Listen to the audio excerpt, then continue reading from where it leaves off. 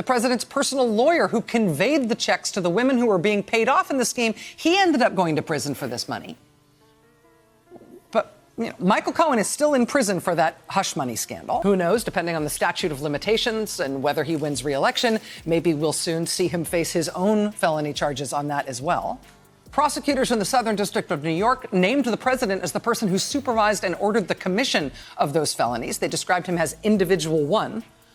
Rachel Maddow just put the final nail in Trump's reputation coffin, and his approval ratings are now somewhere between mold and mosquitoes. You heard that right. The self-proclaimed ratings king is now so unpopular, he qualifies for deep-sea exploration. If you've been wondering how one TV segment could cause such a meltdown in Trump world, you're about to find out exactly how Maddow systematically dismantled his business empire facade brick by brick. The charity fraud, the fake university, the business felonies, it's all connected, and she mapped it out while he was left tweeting typos in response. They're really screwed up. I watch this MSNBC, which is a threat to democracy, actually.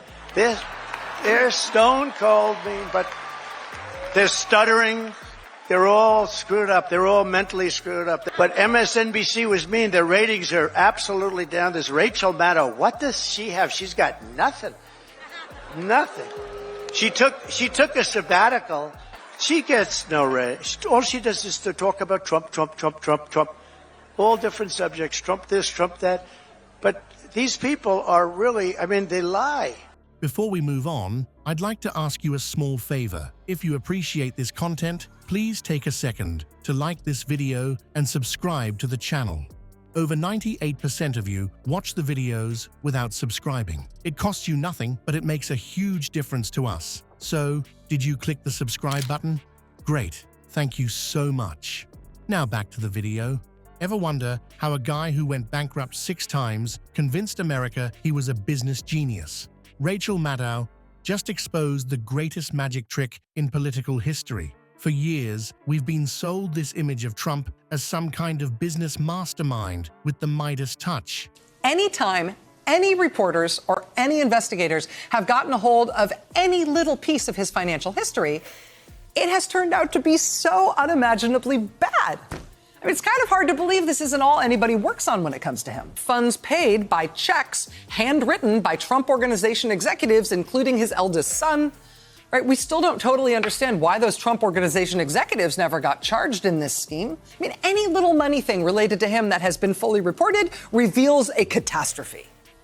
Just pick one at random, right?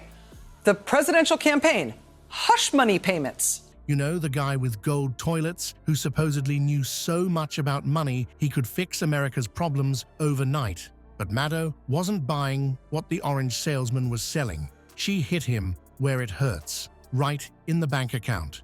This is a man who declared bankruptcy so many times, even Monopoly refuses to license him, Maddow pointed out, while keeping that trademark calm demeanor that makes her takedowns so effective. No screaming, no dramatic music, just cold, hard facts that hit like a wrecking ball to Trump's carefully constructed facade. Remember that Trump Foundation that was supposed to be helping people? Maddow reminded viewers that it was nothing but a scam, calling him the guy whose charity was shut down as a fraud. Classic Trump move, using charity money to buy a portrait of himself. Nothing says philanthropy like hanging a giant picture of your own face that you paid for with other people's donations.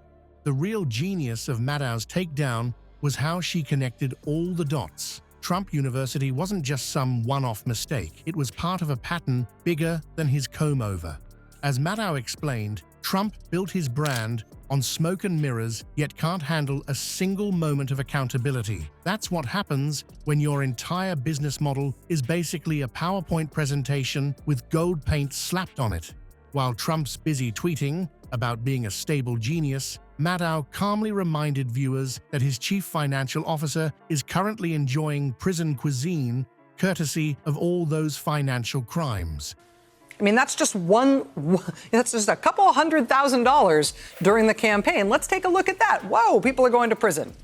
And maybe the president is too. Small despotic countries worth of criminal schemes to invade taxes. to rip off everyone from the city to the federal government to their own tenants, to the tune of hundreds of millions of dollars. What do we know of the president's taxes? Nobody's ever been able to obtain more than a few pages of his taxes. But the New York Times combined those few known pages of his taxes with a bunch of business records from the Trump family businesses that they obtained through sort of mysterious means. Nothing screams successful business quite like your money guy wearing an orange jumpsuit instead of an Armani suit.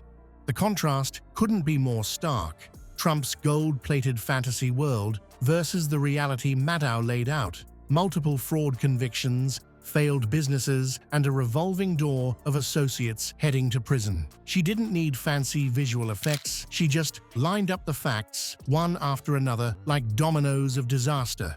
And boy, did those dominoes fall hard. Those dominoes didn't just fall, they exposed a curious battle of communication styles that perfectly explains Trump's inability to counter Maddow's attacks. When Maddow faced off against Trump's all-caps tantrums with nothing but her glasses and a stack of documents, she revealed something fascinating about power in political discourse.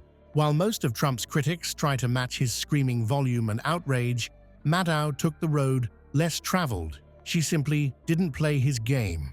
It's like watching someone bring a dictionary to a shouting match and somehow winning. Instead of firing off emotional rants, she just sat there, calmly connecting the dots between his bizarre inject bleach, COVID suggestions, and his notorious Charlottesville remarks. What makes Maddow's approach so effective is how she lets Trump's own words do the heavy lifting. No dramatic music, no fancy editing tricks. Just his statements hanging in the air like week-old fish. Her surgical precision in presenting evidence makes Trump's emotional explosions look even more childish by comparison. While he was busy having Twitter meltdowns about crowd sizes, she was quietly showing Americans exactly how they really feel about him through cold, hard polling data.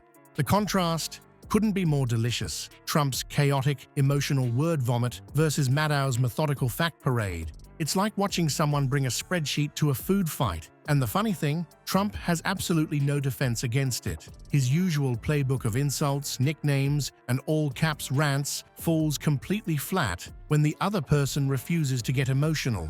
When Trump tried responding to Maddow's takedown, he did exactly what she predicted, posted error-filled, rage-fueled nonsense that made him look unstable. While her segments spread across the internet because of their substance and clarity, his responses went viral for spelling errors and unhinged tone. Nothing proves her point better than his own reactions. The beauty of Maddow's approach is that she doesn't need to raise her voice to command attention. Her calm demeanor makes Trump's responses look increasingly desperate. It's psychological judo, using his own momentum against him. Every time she presents facts without emotion, and he responds with capital letters and exclamation points, she wins the credibility battle without throwing a single punch. And there you have it, folks. History will remember how Rachel Maddow's calm, methodical approach to exposing truth absolutely left Trump in the dust. While Grumpy Trumpy was busy throwing Twitter tantrums with his caps lock stuck,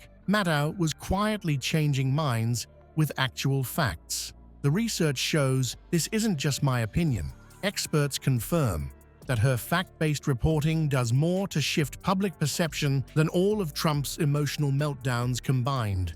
The Orange Turd's defenders keep saying people love his telling it like it is style, but ratings tell a different story. Americans are increasingly tuning in for Maddow's glasses-wearing truth bombs instead of Donny Diaper's unhinged ranting. Turns out you don't need to scream or make up silly nicknames to win the information war. Just methodically stack up the facts until the house of cards collapses under its own weight.